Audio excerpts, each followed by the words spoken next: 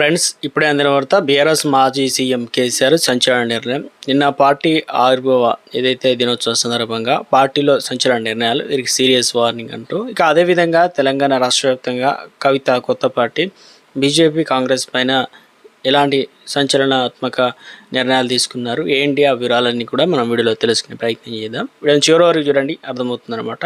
మొదటిసారిగా ఛానల్ వస్తే తప్పకుండా సబ్స్క్రైబ్ చేసుకోండి. చూస్తున్నారు కానీ లైక్ చేయడం మర్చిపోతున్నారు, లైక్ చేయండి. వీళ్ళకైతే వెళ్ళిపోదాం. ఇటీవల కరీంనగర్ జిల్లాలో జగిత్యాల సభ నిర్వహించిన తర్వాత కొద్ది రోజుల పాటు వ్యవసాయ క్షేత్రానికి, అంటే ముఖ్యంగా తెలుగు రాష్ట్రాలకు సంబంధించి తెలంగాణలో కొత్త పార్టీ టీఆర్ఎస్ఏగా రావడం, కవిత కొత్త పార్టీ పెట్టడం, తర్వాత మరిన మనిషి మన మనిషి కాదాను ఇలా వ్యాఖ్యలు చేయడం. అయితే కొద్ది రోజుల క్రితం ఇక బీఆర్ఎస్ రాష్ట్ర సమితికి సంబంధించి అధ్యక్షుడు కేసీఆర్ బయటికి అయితే వచ్చారనమాట. చాలా రోజుల తర్వాత సోమవారం నిన్న జరిగిన రాష్ట్ర సమితి వ్యవస్థాపక దినాన్ని పురస్కరించుకొని ఆయన పార్టీ కార్యాలయంలో విస్తృత సమావేశం, అంటే జీవన్ రెడ్డిని సైతం వెంట పెట్టుకొని అయితే రావడం ప్రాధాన్యత సంతరించుకుని సందర్భంగా కేసీఆర్ పార్టీ ప్రక్షాళనకు నడుబిగించారనమాట. అంటే ఇప్పుడున్న పోస్టులు కావచ్చు, ఇప్పుడున్న క్యాడర్ కావచ్చు, ఇప్పుడున్నటువంటి వారందరికీ కావచ్చు, వచ్చే ఎన్నికల్లో ఎలాగైనా సరే అధికారాన్ని దక్కించుకోవాలంటే ఇప్పటి నుంచే ఇక దీనికి సంబంధించి అనుసరించాల్సిన విధి విధానాలు ఆయన ఇప్పటికే అమలు చేయాలని పార్టీ కార్యకర్తలకు హితబోధన కూడా చేశారనమాట.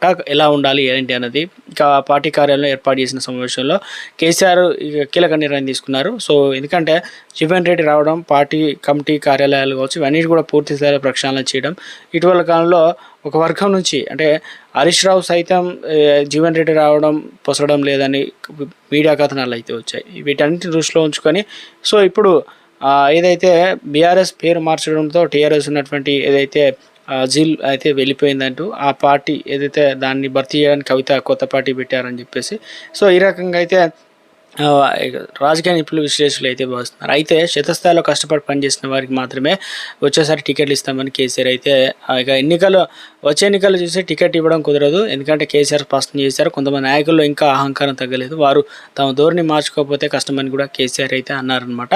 అసెంబ్లీ ఎన్నికలు గెలుస్తామని అనుకున్నాం కానీ పార్లమెంట్ ఎన్నికల్లో కూడా అద్భుత విజయాన్ని అందుకుంటామని కూడా భావించడం జరిగింది. రానున్న ఎలక్షన్లకు సంబంధించి జెడ్పీటీసీ, ఎంపీటీసీ ఎలక్షన్లకు సంబంధించి చాలా కీలకంగా మారబోతున్నాయి కాబట్టి జిల్లా స్థాయిలో కమిటీలను రద్దు చేస్తున్నట్లు కూడా ప్రకటించారు. త్వరలో అన్ని స్థాయిలో కొత్త కమిటీలను ప్రకటిస్తామని కేసీఆర్ అయితే వారికి శిక్షణ ఇచ్చే బాధ్యత కేటీఆర్కు అప్పగించినట్లు చెప్పడం జరిగిందనమాట.